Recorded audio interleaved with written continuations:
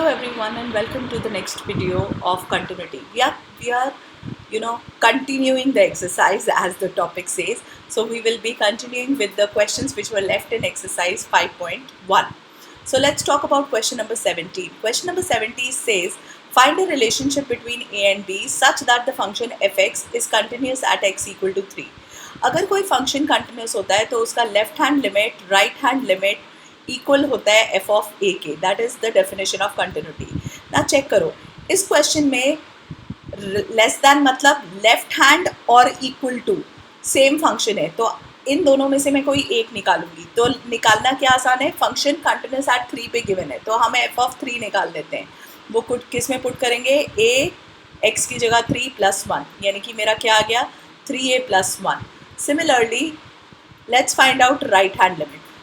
Limit x tends to 3 plus के लिए कौन सा फंक्शन लेंगे, x greater than 3 वाला यानी कि bx + 3. अगेन कैसे आप 3 प्लस को सब्सटीट्यूशन करोगे, 3 + h. 3 प्लस का मतलब value of x little more then.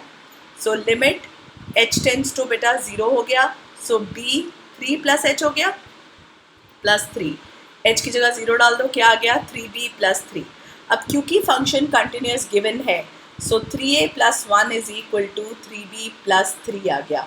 Relationship निकालना है तो 3a - 3b is equal to 2. Can I say a - b is equal to 2/3.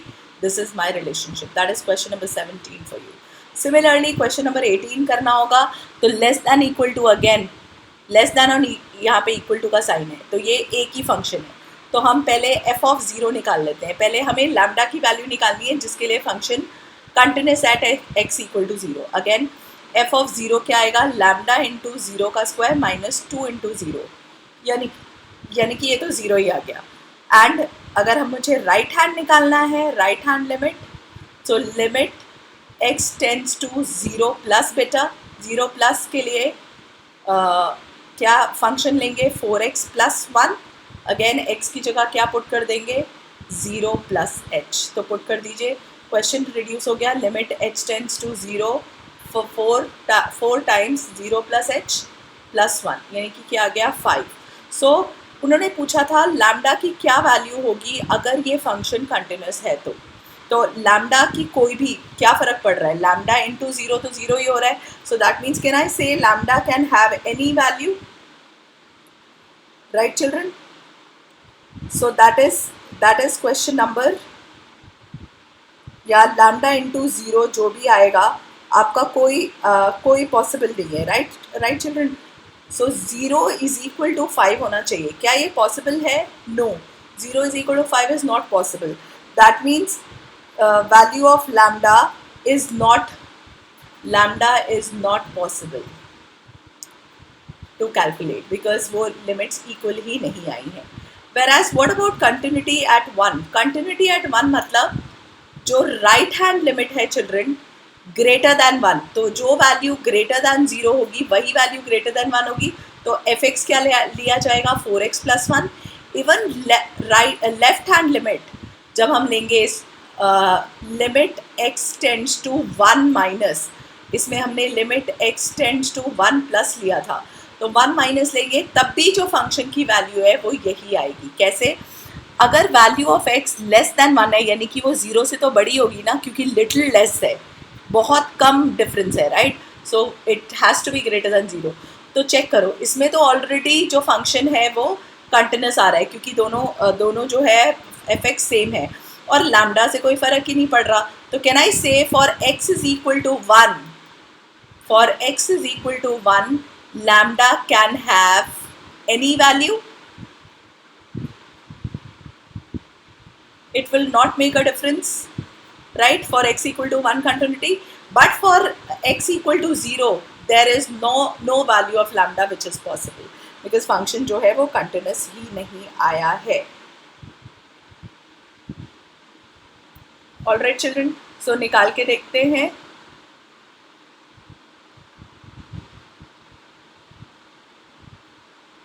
All right, let's move ahead. Question number 26. Question number 26 करना है again same way में. Less than x equal to pi by two पे continuous है, तो x of pi by two हमें already 3 given है. अब चाहे मैं लेफ्ट हैंड लिमिट निकालूं चाहे राइट हैंड, दोनों का फंक्शन यही है, right. x is not equal to pi by two मतलब greater than pi by two भी यही फंक्शन है, less than pi by two भी यही फंक्शन है. तो let's solve any one thing. So limit x tends to pi by two minus, क्योंकि मैं लेफ्ट हैंड लिमिट निकाल रही हूँ, तो k cos x अपॉन क्या आया, पाई माइनस 2x आ गया. तो चेक करो x की जगह क्या पुट हो जाएगा, पाई बाई टू माइनस एच. तो क्वेश्चन रिड्यूस हो गया. लिमिट h टेंड्स टू 0, क्या हुआ, k times cos pi by two minus H upon pi minus twice of pi by two minus H. Check करो यही आएगा, राइट. थोड़ा सा ओपन करते हैं. Limit h tends to 0 k cos 90 minus theta. 90 minus theta means कि कौन से क्वाड्रेंट में, फर्स्ट क्वाड्रेंट में, और cos चेंज हो जाएगा यानी कि it will be sine theta. First quadrant में ऑल पॉजिटिव होता है, राइट चिल्ड्रन. ब्रैकेट ओपन करो, क्या आएगा, pi minus pi, 2 into pi by two is 2 2 cancel, minus pi minus minus plus 2h. Check करो ये पाई और पाई भी कैंसिल हो गया. Now I don't know how many of you remember this formula, but let me explain. This is from your class 11th. Can I say limit sine h by h, limit h tends to 0 sine h by h is 1. तो मेरे पास क्या आ गया, यहाँ पे k by 2 आ गया. And since function continuous है तो k by 2 किसके इक्वल हो जाएगा, f ऑफ a के, दैट इज 3. सो k की वैल्यू कितनी आ गई, 6 आ गई. That is how you will do question number 26. Similarly, question number 27 भी ऐसे ही exactly same करना है. 2 पे continuity check करनी है. Again less than or equal to यही है, तो पहले आ जाएगा 26. अगेन डायरेक्ट कर लेते हैं. f of 2 डायरेक्टली निकाल लेते हैं, तो k इंटू 2 का स्क्वायर यानी कि 4k आ गया, राइट. अब आगे देखते हैं. तो अब इसमें भी चेक करो. Limit x tends to 2 plus पे तो 3 है, तो इसमें तो कुछ पुट करने की ज़रूरत ही नहीं है क्योंकि x है ही नहीं, तो 3 आया. तो 4k इक्वल्स टू 3 अगर फंक्शन कंटिन्यूस है तो k की वैल्यू क्या आ गई, 3/4. That is my answer for question number 27. Similarly 28 भी ऐसे ही करना है. लेस दैन इक्वल टू पाई पे सेम है, तो पहले f ऑफ पाई निकाल लेते हैं, जो कि क्या आएगा, k पाई प्लस 1. अब लेस दैन भी सेम ही है, तो मुझे लेस नहीं निकालना, मैं RHL निकालूंगी, राइट. तो क्या आएगा, limit x tends to pi plus RHL है क्योंकि, और वैल्यू क्या आएगी, cos x. So this is cos, again पता ही है पुट क्या करना है, पुट क्या करेंगे, x is equal to pi plus h. तो क्वेश्चन क्या हो गया, limit h tends to 0 cos pi plus h. Put कर दीजिए h की जगह 0, तो cos pi, right children. And again आप क्वाड्रेंट यूज़ करके आपको cos पाई की वैल्यू ऑलरेडी पता ही होती है कि क्या है. So just put the value of cos pi and it is equal to pi k plus 1. So you will get your answer. Let's see what answer we are getting by substituting the value. K pi plus 1 is equal to cos pi, जो कि already -1 आ ही गया है. So K is equal to 2 upon pi, right. ये sorry -2 plus 1 उधर जाके -1 हो जाएगा. -2/pi is your answer for question number 28. Similarly 29 भी एग्जैक्टली ऐसे ही करना है. लेस दैन और इक्वल टू सेम है, अगेन इक्वल टू निकालेंगे क्योंकि इक्वल टू निकालना सिर्फ एक स्टेप का काम होता है. 5k plus 1 and limit x tends to 5 plus निकाल लेंगे, उसके लिए 3x माइनस 5 है, तो x की जगह पुट कर लेंगे 5 प्लस h. तो ये आ गया limit h tends to 0 3 into 5 plus h minus 5. h की जगह 0 पुट कर दो, 15 3 5 15 माइनस 5 यानी कि कितना आ गया, 10. सो अगेन क्योंकि कंटिन्यूस है तो 5k plus 1 is equal to 10. So k is equal to 9 by 5 children. So that is your answer for question number 29. Let's move on to 30. 30 में अगर क्लियरली चेक करो तो फंक्शन दो चीज़ों के लिए डिफाइन है. 2 के लिए भी कंटिन्यूस है, x इज इक्वल टू के 2 के लिए भी कंटिन्यूस है, और x इज इक्वल टू 10 के लिए भी कंटिन्यूस है. Let's do it for 2 first. Again f of 2 तो डायरेक्टली 5 गिवन है, और लेफ्ट हैंड भी यही है तो ज़रूरत नहीं है. अगेन राइट हैंड निकालते हैं. राइट हैंड में limit x tends to 2 plus function की वैल्यू क्या होगी, ए एक्स प्लस बी. क्यों ए एक्स प्लस बी? क्योंकि x की वैल्यू ग्रेटर देन 2 सिर्फ इस फंक्शन के लिए है. x को पुट करेंगे 2 plus H. Again limit h tends to क्या हो जाएगा, 0, a into 2 plus H plus B. h की जगह 0 पुट कर दो तो क्या आया, 2a प्लस बी. तो पहली इक्वेशन क्या आ गई, 2a plus B is equal to 5, क्योंकि जो फंक्शन है वो कंटिन्यूस था x इक्वल टू 2 के लिए. Similarly x is equal to 10 के लिए भी निकाल लेते हैं. अगेन f ऑफ 10 डायरेक्टली हमें 21 गिवन है. चेक करो, x is greater than equal to 10 तो फंक्शन की वैल्यू 21 है. तो मतलब इसमें हम RHL नहीं निकाल सकते क्योंकि वो भी 21 ही आएगा. इसमें हमें क्या निकालना पड़ेगा, लेफ्ट हैंड लिमिट. तो आई होप ये क्वेश्चंस करके क्लियर हो गया होगा किसमें क्या निकालना है. इक्वल टू साइन जिसके साथ है वो वाला साइड नहीं निकालो. Okay children. So left hand क्या आएगा, limit x tends to 10 minus. 10 minus के लिए फंक्शन क्या लेंगे, अगेन वही A X plus B.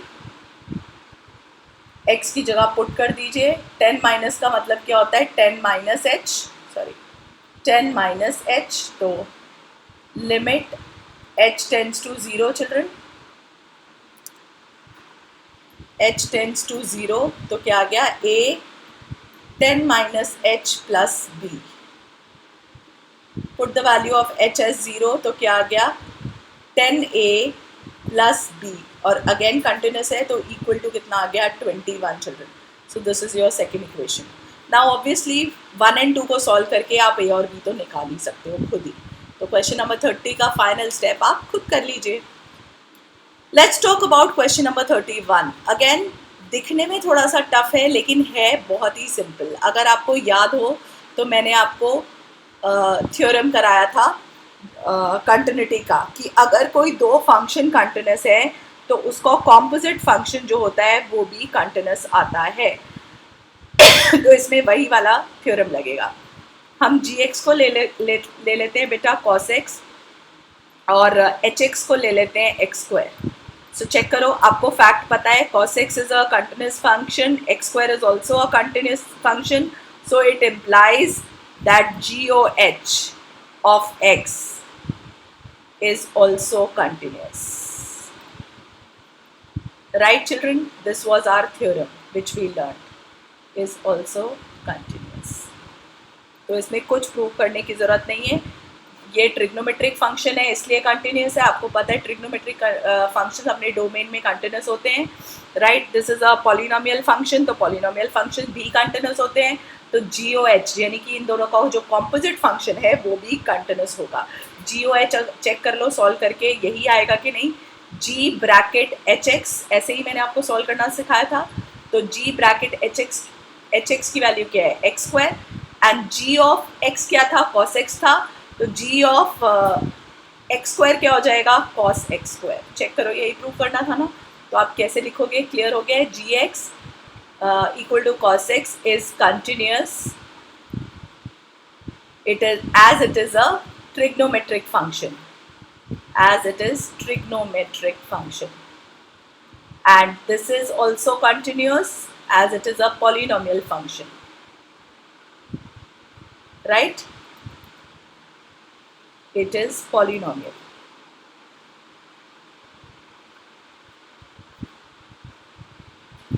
And hence since ये दोनों फंक्शन कंटिन्यूस है तो इनका जो कॉम्पोजिट है वो भी कंटिन्यूस होगा. राइट, सेम वे में क्वेश्चन नंबर 32 भी ऐसे ही करना है.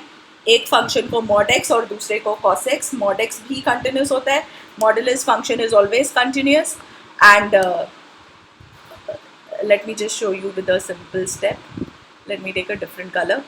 अगर मैं ले लेती हूँ सपोज जी एक्स को कॉस एक्स ही हम रहने देते हैं एंड इसको मॉड एक्स ले लेते हैं. This is question number 32. Again trigonometric function है तो कंटिन्यूस होगा, मॉड्यूलस फंक्शन कंटिन्यूस होते हैं तो जी ओ एच भी कंटिन्यूस होगा. Again same reason. सिमिलरली ये भी आप ऐसे ही करोगे राइट लेकिन इसमें ऑब्वियसली आपको लेना जो है वो उल्टा पड़ेगा राइट. मतलब इसको जी एक्स जो है जी एक्स को आप क्या लेना मॉड एक्स लेना और एच एक्स को क्या लेना आप साइन एक्स लेना. So now it will come. अगर आप निकालोगे क्वेश्चन नंबर 33 अगर आप निकालोगे एफ ब्रैकेट एच एक्स तो चेक करो क्या आएगा. एच एक्स क्या है g of sine x right children. अब जी ऑफ साइन एक्स निकालोगे तो क्या आएगा g of x. This will come out to be sorry h x हमने क्या लिया था हाँ sine x. G of sine x यानी कि एच जी ऑफ एक्स तो ये क्या आ जाएगा ये आ जाएगा मॉड साइन एक्स. तो चेक करो क्या ये आ रहा है नहीं आ रहा तो इसका मतलब इसमें आपको ऑपोजिट लेना पड़ेगा यानी कि यहाँ आप साइन एक्स ले लीजिएगा और यहाँ आप मॉड एक्स ले लीजिएगा. So this is how you will take decide whether G X किसे लेना है या एच एक्स किसे लेना है. All right children. So I hope I am clear. तो ये मैंने इसी वजह से ये क्वेश्चन में दिखा दिए कि कैसे आपको जी एक्स और एच एक्स डिसाइड करने हैं. क्वेश्चन नंबर 32 में भी आप चेक कर लो जी ब्रैकेट एच एक्स राइट. सो जी ब्रैकेट मॉड एक्स. सो यहाँ पे क्या आएगा कॉस ऑफ मॉड एक्स क्योंकि जी एक्स ये था तो इसका मतलब इसमें भी आपको क्या लेना है इसमें भी आपको उल्टा लेना है यानी कि जी ओ एच नहीं लेना एच ओ जी लेना है. Is also continuous. It is one and the same thing. Composite दोनों ही हैं right children. So I hope I am clear. Again question number 34 भी बहुत सिंपल है. 34 में भी same logic. Find all the points of discontinuity. अगर वो exist करते हैं तो अगेन आप कैसे डिसकंटिन्यूस पॉइंट फाइंड करोगे चेक कर लेते हैं. Question number 34. अगर मेरा जो एफ एक्स है वो दो मॉड्यूलस फंक्शन से बना है मॉड एक्स से सॉरी प्लस नहीं है बीच में minus mod of x plus 1 से राइट चिल्ड्रन. चेक कर लेते हैं. अगर तीन केसेस हो सकते हैं या तो x जो है अगर मैं इसको इक्वल टू 0 पुट करूँ x इक्वल टू 0 आएगा और इसको भी अगर मॉड को अलग से 0 पुट करूँ तो x इज इक्वल टू -1 आएगा. तो हम चेक करते हैं कि हमारा क्या फंक्शन बनेगा. अगर हम बेटा x की वैल्यू लेते हैं less than x is less than -1 -1 से लेस है यानी कि ये जो मॉड है ये क्या आएगा will it be negative.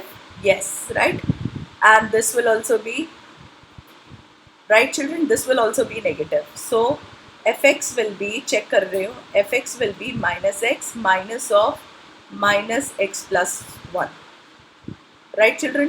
so ज़रा सॉल्व कर लेते हैं. -x plus x minus 1 right children. so ये क्या आ गया sorry minus of minus plus 1. सो ये कितना आ गया 1 आ गया. अगर x अब कंडीशन क्या हो सकता है x की वैल्यू ग्रेटर है -1 से लेकिन लेस 0 से है क्योंकि दो अलग अलग साइन आ रहे हैं ना तो 0 और -1 के बीच में. अगेन 0 और -1 के बीच में अगर fx चेक करेंगे तो ये वाला तो नेगेटिव आएगा और दूसरा वाला जो है वो पॉजिटिव ही आएगा राइट चिल्ड्रन. कैसे आप -1 और 0 के बीच में कोई भी वैल्यू पुट करके देख लीजिए this will always be positive. So -x -1 यानी कि फंक्शन की वैल्यू क्या आई -2x -1 right. And the last case x is greater than equal to 0. अब ग्रेटर दैन इक्वल टू 0 मतलब दोनों ही पॉजिटिव. तो fx क्या आएगा चेक कर लेते हैं. पहला वाला भी पॉजिटिव मॉड और दूसरा वाला भी पॉजिटिव. ब्रैकेट ओपन करो x कट गया यानी कि आंसर क्या आया -1. अब आपको चेक करना है कि आपको कंटिन्यूस है या नहीं, तो चेक कर लेते हैं। -1 पे भी चेक कर सकते हैं, 0 पे भी चेक कर सकते हैं। -1 के लिए लेफ्ट हैंड लिमिट तो 1 है ही, राइट हैंड चेक कर लेते हैं क्या आएगी। -2 -1 प्लस h -1, h की जगह 0, सो 2 -1 यानी कि कितना आ गया, 1 आ गया। राइट चिल्ड्रन, क्या निकाली थी मैंने, ये राइट हैंड लिमिट निकाली थी for x equals to -1। So right hand ये है, लेफ्ट हैंड ऑलरेडी 1 है, तो yes it is continuous for x is equal to -1। Similarly हम 0 पे भी चेक कर सकते हैं। x इज ग्रेटर दैन 0 है, तो यानी कि राइट हैंड लिमिट तो ये आ रही है, लेफ्ट हैंड लिमिट में भी चेक कर लेते हैं क्या आएगा। -2 0 माइनस h -1, h की जगह 0 यानी कि क्या आया, -1। इसका मतलब वो 0 पे भी कंटिन्यूस है। सो क्वेश्चन नंबर 34 जो है, there is no point of discontinuity, it is continuous at 0 also and -1 also. That sums up your continuity, but if you have any doubt, please mention in the comment below. Thank you, children.